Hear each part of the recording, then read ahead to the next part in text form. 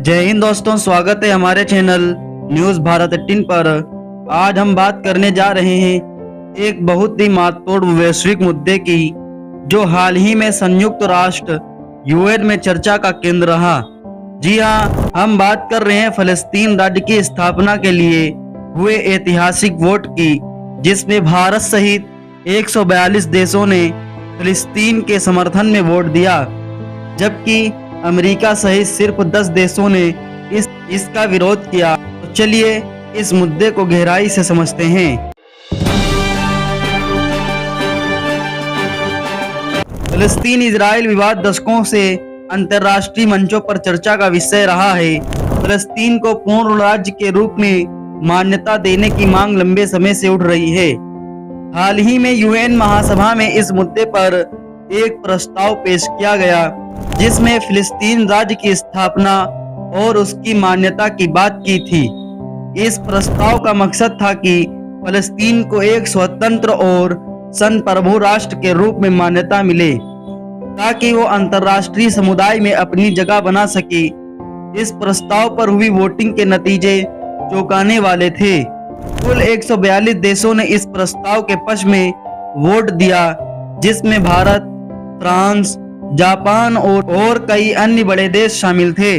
वहीं दूसरी तरफ अमेरिका, इजराइल और कुछ अन्य देशों सहित सिर्फ 10 देशों ने इसका विरोध किया। कुछ देशों ने इस वोटिंग में हिस्सा नहीं लिया। भारत का इस मुद्दे पर रुख हमेशा से संतुलित और मानवीय रहा है। भारत ने शुरू से फलस्तीन के आत्मनिर्णय के अधिकार का समर्थन किया है। इस वोटिंग में भारत ने एक बार फिर फलस्तीन के पक्ष में खड़े होने का फैसला किया, जो दर्शाता है कि भारत शांति और न्याय के लिए अपनी प्रतिबद्धता को कितनी गंभीरता से लेता है। भारत का मानना है कि दो राष्ट्र सिद्धांत, यानी इजराइल और फलस्तीन का शांतिपूर्ण से अस्तित्व इस क्षेत्र में स्थायी शांति का रास्ता है। अब सवाल उठता है कि अमेरिका और 9 अन्य देशों ने इस प्रस्ताव का विरोध क्यों किया। उनका कहना है कि यूएन में इस तरह से एक तरफा प्रस्ताव से क्षेत्र में तनाव बढ़ सकता है। हालांकि कई विशेषज्ञों का मानना है कि यह रुख इजराइल के प्रति अमेरिका की मजबूत नीतिगत समर्थन को दर्शाता है। इस वोटिंग का मतलब है कि अंतर्राष्ट्रीय समुदाय का एक बड़ा हिस्सा फलस्तीन को एक स्वतंत्र राष्ट्र के रूप में देखना चाहता है। यह फलस्तीनी लोगों के लिए एक बड़ी नैतिक जीत है। हालांकि यह प्रस्ताव गैर बाध्यकारी है, यानी इसे लागू करना अनिवार्य नहीं है, लेकिन यह वैश्विक मंच पर एक मजबूत संदेश देता है।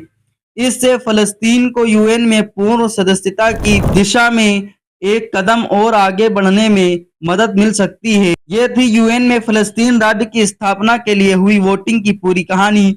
भारत सहित 142 देशों का समर्थन इस बात का प्रतीक है कि दुनिया शांति और न्याय के लिए एकजुट हो रही है। लेकिन आपका क्या मानना है? यह वोटिंग क्षेत्र में शांति ला पाएगी या फिर यह सिर्फ एक प्रतीकात्मक कदम है?